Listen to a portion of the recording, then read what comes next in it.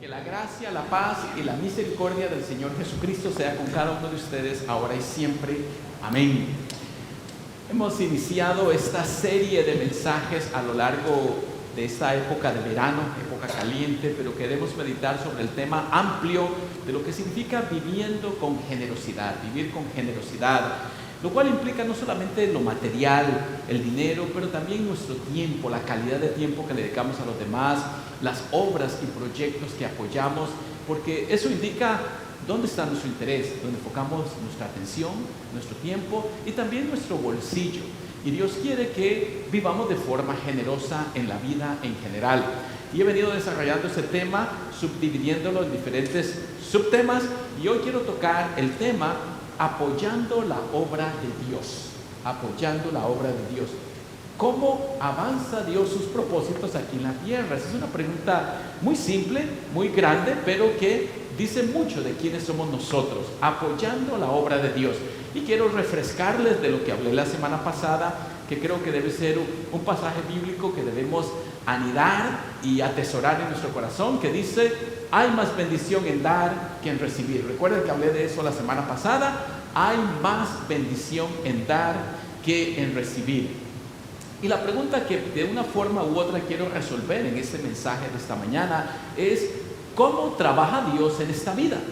¿Cómo trabaja Dios? Dios es espíritu, no lo vemos, podemos sentirlo quizás, pero propiamente dicho no lo percibimos de forma física porque Él es espíritu. ¿Cómo trabaja Dios en este mundo, en esta vida? Encontré esta frase que me llamó la atención y quiero compartirla con ustedes. A veces los milagros son simplemente buenas personas con corazones amables. Es decir, la implicación es que Dios muy probablemente trabaja a través de nosotros mismos bendiciendo a otras personas. Casi nunca, y digo casi nunca porque a veces puede suceder, Dios interviene de forma directa en este mundo. Casi nunca vemos que el mar se transforme y se parte en dos. Casi nunca vemos que alguien de la noche a la mañana sane de su cáncer o sane de una enfermedad. Casi siempre es un proceso en donde Dios usa personas, y por eso me llamó la atención esta frase, que a veces los milagros son simplemente buenas personas que Dios usa en nuestra vida. Y este otro dicho del que voy a estar hablando a la luz de la vida del apóstol Pablo: los obstáculos no bloquean el camino, son el camino. Póngase a pensar en esto, porque todos, ineludiblemente todos vamos a encontrar obstáculos en nuestra vida. ¿Y cómo manejamos esa realidad de los obstáculos? Como alguien dice, debemos tomar esas piedras de obstáculo y empezar a construir la escalera del éxito. Vamos a construir esa escalera para seguir adelante, porque como dije, los obstáculos son ineludibles. ¿En dónde invertimos la calidad de nuestro tiempo? ¿En dónde invertimos nuestro cariño, nuestro amor? ¿Qué obras apoyamos? Eso dice mucho en dónde esté nuestro corazón. Como dijo el Señor Jesucristo, de la abundancia del corazón habla la boca. Es decir, hacia dónde se dirige nuestro esfuerzo, nuestra dedicación, dice mucho. Así que, dónde invertamos nuestro tiempo, nuestro dinero y los recursos que tenemos, dice dónde está nuestro corazón. Como esa pareja: amor, gastas mucho dinero en alcohol y tú en maquillaje, pero yo lo hago para verme guapa y yo para verte guapa. Too bad, too bad. Damas, las queremos bien pintaditas, nos vamos a encontrar el maquillaje. Ese otro, para los glotones: ¿cuál es tu plato favorito y por qué? Bueno, mi plato favorito es el hondo porque le cabe más comida. Too bad, too bad. Siempre con la comida, ¿dónde dedicamos nuestro tiempo? Pepe, ¿no ves que solo piensas en comida? Y le dice él: ¿a qué te refieres croquetamente? Solo piensas en comida. Ese es un chiste cruel, pero creo que vale la pena ponerlo. ¿A qué te dedicas? Soy traficante de órganos. Eres un maldito, no tienes corazón. No, pero me llegan el viernes. Aquí encontré uno antisuegras, pero yo amo a las suegras, quiero aclarar. La gente mala los pone por ahí, yo lo puse hoy. Miren, así que suegra, no me critiquen. Suegra, no quiere meterse a la piscina. No, ¿por qué? Solo preguntaba, como siempre se mete en todo. Hoy me apedrean las suegras. Yo tengo una excelente suegra, quiero aclarar. ¿En dónde invertimos nuestro tiempo, dinero y recursos? Dice con palabras mayúsculas dónde atesoramos nosotros las mejores cosas. Y hoy quiero hablar de lo que mencionaba la epístola el apóstol Pablo. El apóstol Pablo es un personaje interesante en la Biblia. ¿Sabe usted que prácticamente toda la fe cristiana que usted y yo confesamos proviene de lo que escribió y lo que hizo el apóstol Pablo? Aunque eran 12 apóstoles, y usted habrá escuchado de San Pedro y Santiago y Tomás y etcétera, el único que dejó huella perenne en el cristianismo fue el apóstol San Pablo. Él fue el único, porque aunque Pedro, propiamente dicho, hizo grandes cosas, digamos, a la luz del trabajo del apóstol Pablo es algo mínimo. ¿Y cómo lo hizo el apóstol Pablo? Es Pablo el misionero. Él fue encargado por Dios de propagar el mensaje de la fe más allá de las fronteras israelitas o judías, como usted lo quiera poner. Los otros apóstoles, según la tradición y la historia, concentraron su esfuerzo mayormente dentro de la cultura judía, dentro de su mundo, y prácticamente, aunque hay unas historias y tradiciones por ahí que fueron a otros lugares, mayormente vivieron y murieron en Israel. No así el apóstol Pablo. El apóstol Pablo es conocido como un misionero. Básicamente eso significa que él fue a otras regiones geográficas a llevar el evangelio, la palabra de Dios, la fe en Cristo, y en ese sentido es un misionero. Eso, mis hermanos, es tremendo, porque romper barreras culturales no es fácil. Solo póngase a pensar en nuestra realidad, nosotros los que vivimos en Estados Unidos, que amamos este país y lo valoramos, pero obviamente hemos nacido, crecido y desarrollado en otra cultura, y nos cuesta integrarnos completamente, comenzando por el idioma, ¿no es cierto? Porque no es nuestro primer idioma, y damos gracias a Dios que tenemos un lugar aquí donde adorar en nuestro idioma nativo, el español. Pero romper barreras culturales no es fácil. Si a veces entre nosotros los mismos latinos escuchamos diferencias de países o de región a región, país a país, y a veces uno dice, bueno, ¿ustedes por qué dicen tal cosa? ¿Por qué usan tal palabra? No se diga cuando lo vamos a hacer a nivel de otras latitudes, otras culturas, otros idiomas. Y el apóstol Pablo rompió esas barreras culturales y fue a otros lugares a predicar el evangelio, y por eso es conocido mayormente como un misionero. Ahora, la pregunta que quiero traer a su mente en este momento es: ¿cómo se sostenía económicamente el apóstol Pablo? Es una pregunta legítima. En ese tiempo no habían agencias misioneras, no habían organizaciones de las iglesias como nosotros, que tenemos la iglesia luterana o la iglesia bautista, que está aquí en Estados Unidos y le manda dinero. No existía la iglesia católica como tal. Es decir, ¿cómo se sostenía? Él era un misionero que tenía solo un equipo de gente con quien él trabajaba, unos 4 o 5 que él menciona, y después él andaba solo ahí haciendo las cosas que hacía. Era un misionero. Ahora, un detalle interesante, no le quiero dedicar mucho a eso, le puse este mapa para que usted tenga una idea desde dónde se movió el apóstol. En esa franjita aquí, de color como cremita, donde dice Siria, era más o menos hacia el sur, donde está Israel, donde vivía el apóstol Pablo. Y él se movió, miren, hacia todo el este, hacia allá, y llegó a Italia, y él escribe en una carta que él tiene, que se llama la Carta a los Romanos, de que su plan es terminar en España, y por eso hay tradiciones acerca de Pablo yendo a España.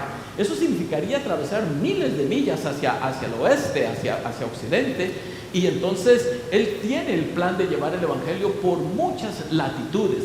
En ese tiempo no existía el idioma español que usted y yo hoy hablamos, probablemente más era algo parecido al latín o algo así. Lo cierto del caso es que Pablo muy probablemente llegó hasta España predicando el evangelio, porque él lo dice claramente en Romanos capítulo 15, dice: después que termine de mi trabajo en Roma, voy para España. Así lo dice él con toda claridad, rompiendo barreras culturales. Y esa es la razón por la cual él se veía en grandes necesidades, porque obviamente él dedicaba su tiempo a la obra de Dios. Y por eso la pregunta inicial es: ¿cómo trabaja Dios? ¿Cómo se sostenía el apóstol Pablo? ¿Cómo hacía sus viajes? No es que del cielo súbitamente le caía el dinero y los recursos y la comida. No, de ninguna manera. Miren lo que dice él en esta carta que se acaba de leer. En gran manera me regocijé en el Señor porque al fin se ha renovado vuestra preocupación para conmigo. Siempre pensabais en mí, pero os faltaba oportunidad. Aquí tenemos una pista. Las iglesias que él fundaba lo apoyaban. Es decir, eran las que enviaban algún tipo de sostenimiento. Y en aquel entonces, como usted obviamente lo sabrá, no existía la aplicación Cash App para mandarle a Pablo un poquito de mis fondos. No existía eso. No existía otro banco que usted depositara aquí y él pudiera recoger allá en Roma o en España o en cualquier otro lugar donde se encontrara. Era imposible. La única manera de llevarle una ofrenda a Pablo era enviando un mensajero. No había otra forma, no había otra manera.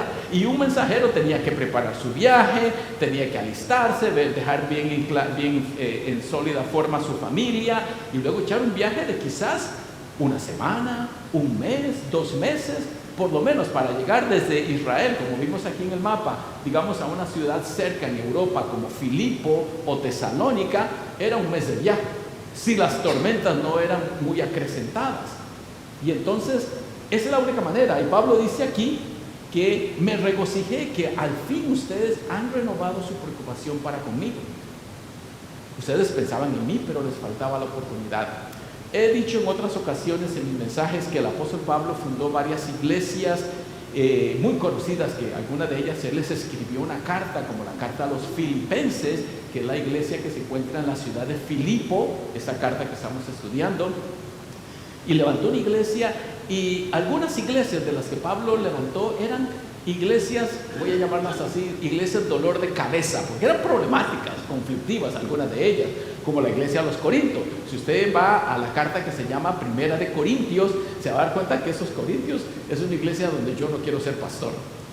Eran conflictivos, no eran como ustedes, que son tan pura vida, tan buena gente, tan tolerantes de mí, que me aguantan los malos chistes y mis otras cosas. No, la iglesia de Corinto era cosa seria. Pero en cambio la de Filipo era una iglesia magnífica. Pablo la amaba, la quería y ellos apoyaban a Pablo. Y esto nos enseña qué pasaba en la mente de Pablo en medio de la necesidad. Él dependía de la generosidad de otras personas. Por eso el tema general de los mensajes es viviendo de forma generosa.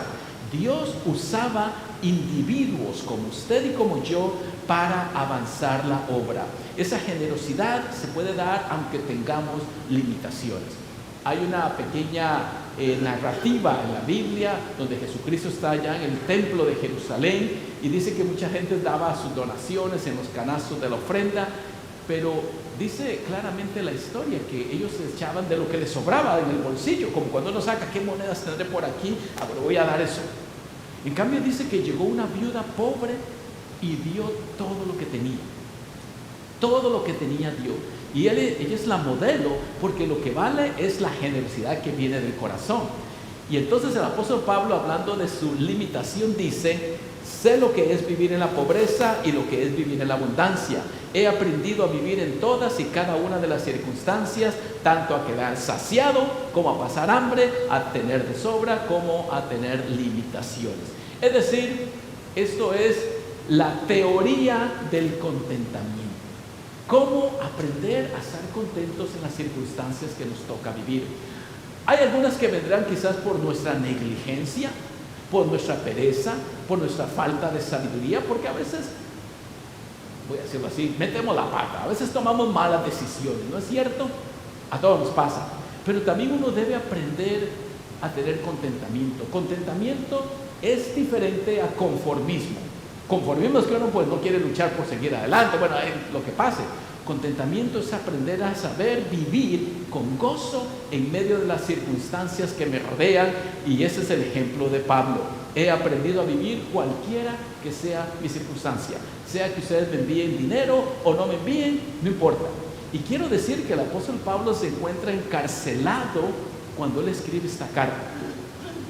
Estar en la cárcel en la época romana, que es cuando él escribe, no es como hoy, que usted vea una cárcel. Yo he visitado gente en la cárcel, aclaro que no he estado encarcelado, he visitado la cárcel y tienen televisión, tienen una cancha de básquet, les llevan la comida, pero pueden salir a hacer ejercicio.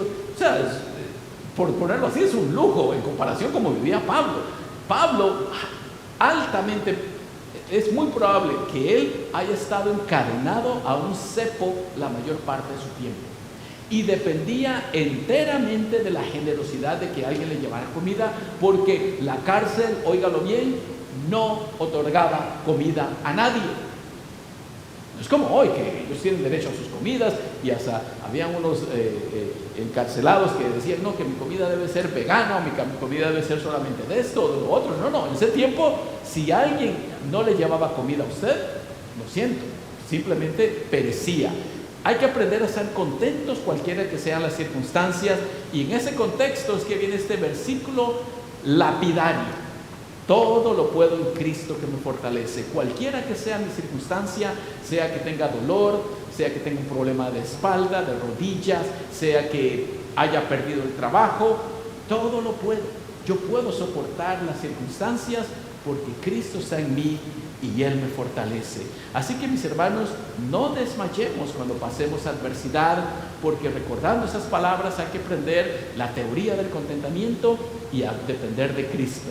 Pero todo esto viene, miren lo que dice Pablo: sin embargo, bien hicisteis en participar conmigo en mi tribulación. Dios usa a otras personas. Dios lo puede usar a usted. Nuestra generosidad, nuestra bondad, nuestro deseo de apoyar a quien está en desventaja, a quien está pasando necesidad. Pablo dice: ustedes hicieron bien en apoyarme porque participan en mi tribulación. Qué bonito saber que hay gente que lo apoya a uno cuando uno está enfermo, cuando uno pierde el trabajo, cuando uno enfrenta adversidad. Uno necesita del apoyo de los demás. Eso se llama el ministerio de presencia. A veces uno no sabe qué decir, no sabe qué llevar, pero a veces la presencia, el acompañamiento significa mucho. Y dígame si no es cierto que todos lo necesitamos, ese acompañamiento. Muere un ser querido, no podemos volverlo a la vida, pero nuestra presencia, nuestro apoyo, nuestras palabras y, ¿por qué no?, nuestras ofrendas pueden marcar una diferencia. Él sigue diciendo: pero todo lo he recibido, lo que le llevaron a Pablo, y tengo abundancia, estoy lleno, habiendo recibido de Epafrodito, que era el mensajero, lo que enviasteis, olor de suavidad, sacrificio acepto, agradable a Dios. A mí me llama la atención cómo el apóstol Pablo llama la ofrenda que acaba de recibir. Es decir, le llevaron una ofrenda quizás un poco monetaria, pero también comida, y dice: estoy contento, todo lo he recibido, y esto lo llama que es olor de suavidad, sacrificio acepto, agradable a Dios. Lo recibe de Dios, aunque viene de las manos de Epafrodito. Dice: Dios me está bendiciendo acá, a través de su acción y su trabajo. Y miren la consecuencia: mi Dios pues suplirá todo lo que os falta conforme a sus riquezas en gloria en Cristo Jesús. Dios multiplica nuestras riquezas, nuestros bienes, cuando nos damos con generosidad. Vivir con generosidad, mis hermanos, es una bendición.